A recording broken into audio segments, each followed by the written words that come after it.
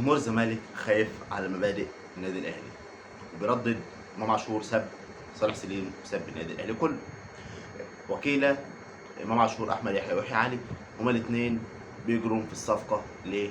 لسبب نعرفه مع بعض. نادي الزمالك قال لك هنبيع امام عاشور وبفلوسه نجيب مروان عطيه والقندوسي في الزمالك. شاهد ماذا حدث. السلام عليكم ورحمه الله وبركاته. اخواتي وحبايبي،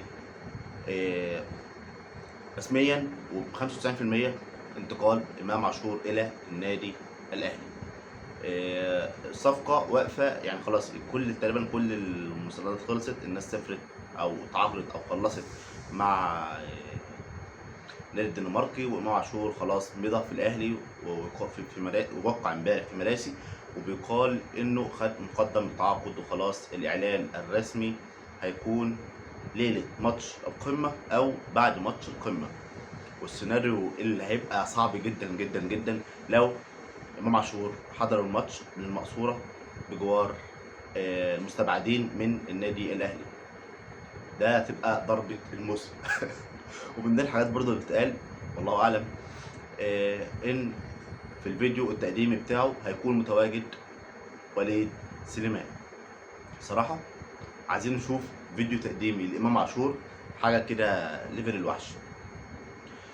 نادي الزمالك وهو بيبيع امام عاشور للنادي الدنماركي ميتلاند الدنماركي، حاطط يعني اول مره في حياتي اشوف فريق بيبيع لاعب بيحط نسبه اعاده البيع للاثنين الوكلاء.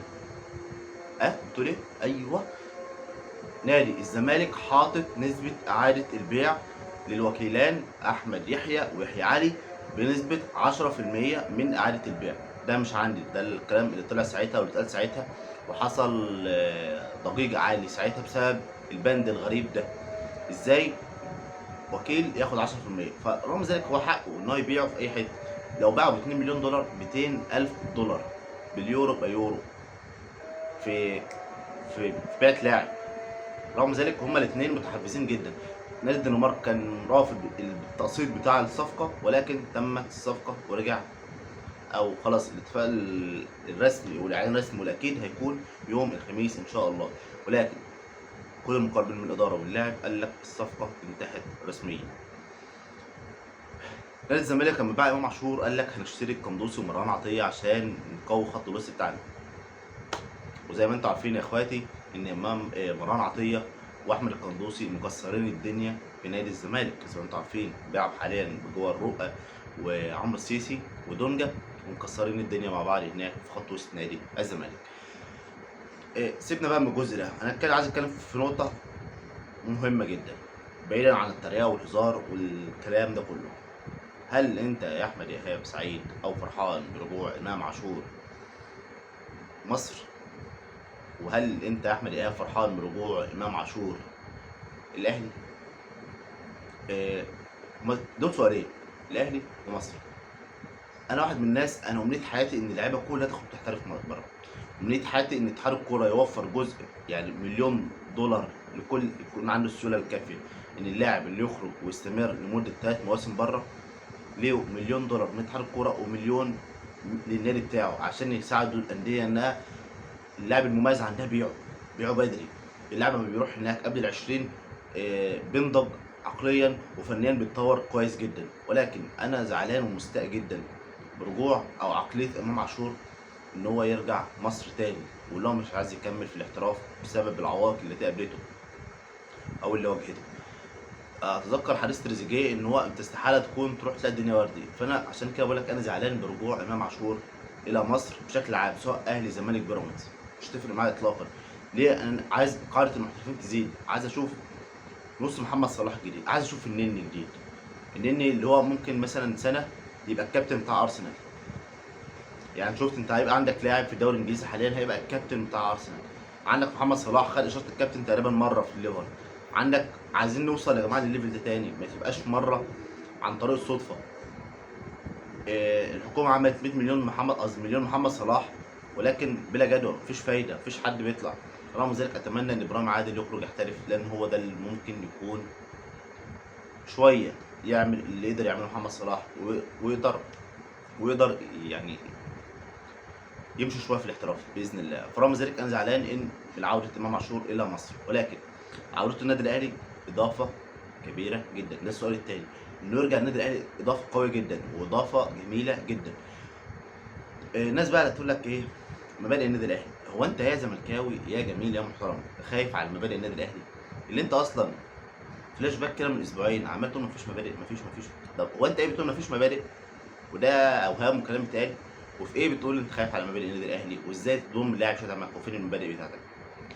طب سيبك يا جماعه، التسامح التسامح يا جماعه، ده اهم مبدا من مبادئ النادي الاهلي، التسامح. يعني لا تسامح عن الولد، وخصوصا يعني بعيدا برضه عن الهزار والتريقه. امام عاشور لما لاعب يكون مثلا بياخد في ميتلاند الدنماركي مليون وشويه دولار، حلو، ويجي الاهلي هياخد ال 14 مليون جنيه تنازل. اما يكون اعتذر للجمهور واعتذر لكابتن الخطيب واعتذر للشناوي واعتذر لكابتن وليد سليمان واعتذر مع رامز واعتذر مع احمد حسام ميدو، ايه يا جماعه؟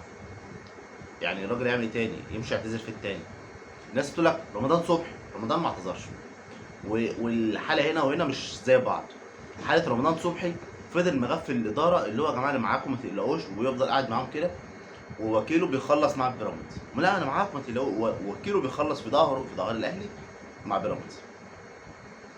اما واحد اعلامي عرف وبلغ كابتن خطيب ساله قال له قال له معاك ساعه ترد عليا. فهنا الحاله هنا كذب وخداع، يعني حقه وفلوسه، حلو.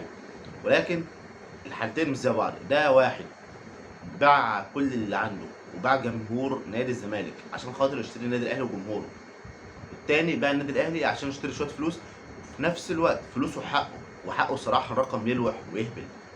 ولكن المشكله كانت في ان هو يقعد مع كابتن خطيب، انا معاك ما تقلقش وخلاص، وانا خلاص هجدد واوقع مش عارف ايه، والناحيه التانيه هو بيخلص مع بيراميدز. هنا كانت المشكله، عشان كده الحالتين مش زي بعض. امام عاشور سب سب وشتم ولعن، ولكن اعتذر، والاعتذار مش شامل كبار. امام عاشور هيقدم الاضافه اللي بيعملها عمرو السوليه، بس امام هيعملها باتقان. ليه؟ امام شاب صغير ورجل قويه على الجون، هيقدر يشوط كويس جدا. اعتقد ان في الحاله دي انت ممكن تستغنى عن اليو ديانج، لان الاثنين هيبقوا نفس يعني هو اليو ديانج ولا اليو ديانج ممكن يتوظف 6، ولكن 6 في البيلد اب مش احسن حاجه. هنشوف امام عاشور هيتوظف ازاي. الصراحه انا مشتاق لرؤيه امام عاشور في الملعب قميص النادي الاهلي، وان شاء الله يقدم الاضافه القويه باذن الله. عايزين نتكلم عن حاجه في الاجتماع امبارح بتاع كولر مع اداره النادي الاهلي. رفض رفضا قاطعا بيع او اعاره محمد الشناوي او محمد عبد المنعم. يا جماعه انا ضد القرار ده خالص.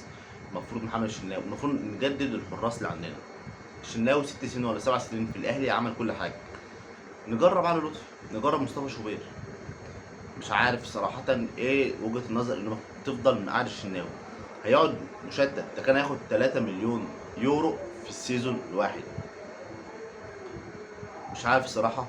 في يقال ان في عرض جاي لحمزه علاء اوروبي، اتمنى انه يخرج ويسافر ويحترف ويجرب الاحتراف وهو صغير. ده حاجه هتبقى قويه جدا له والمنتخب مصر في القريب العاجل او القريب القادم ان شاء الله.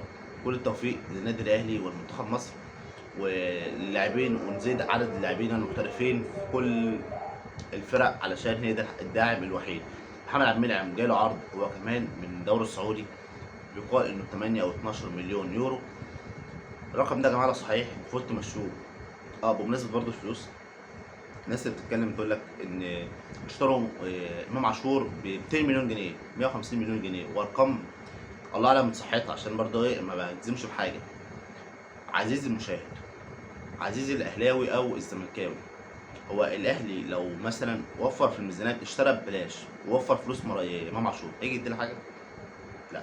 هيدي لك حاجه؟ لا. هيدي لك حاجه؟ لا. فانا مش هتكلم في ماديات، لان ببساطه هو النادي هو اللي يعني النادي وفر، الاهلي هو المستفيد. النادي ما وفرش، النادي هو المتضرر.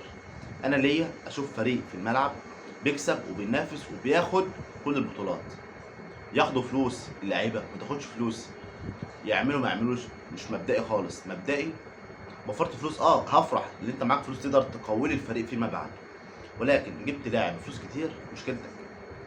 اهم حاجه بالنسبه لي اشوف فريق بيلعب وبيأدي، بياخد وبيستحوذ على كل البطولات المتاحه.